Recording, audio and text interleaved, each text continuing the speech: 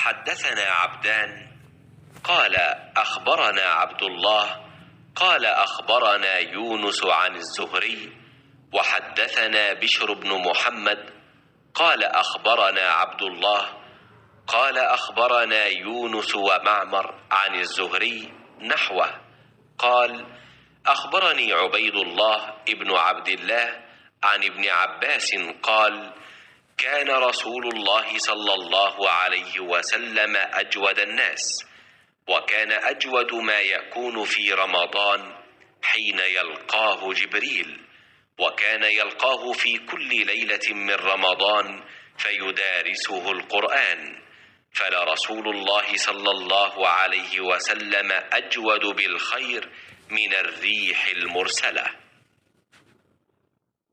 रसूल अल्लाह सल्लल्लाहु अलैहि वआलिहि वसल्लम सब लोगों से ज़्यादा जवाद सखी थे और रमज़ान में दूसरे औक़ात के मुकाबले में जब जिब्राईल अलैहिस्सलाम आप सल्लल्लाहु अलैहि वआलिहि वसल्लम से मिलते बहुत ही ज़्यादा जूद व करम फरमाते। जिब्राईल अलैहिस्सलाम रमज़ान की हर रात में आप सल्लल्लाहु अलैहि वसल्लम से मुलाकात करते और आपके साथ कुरान का दौरा करते।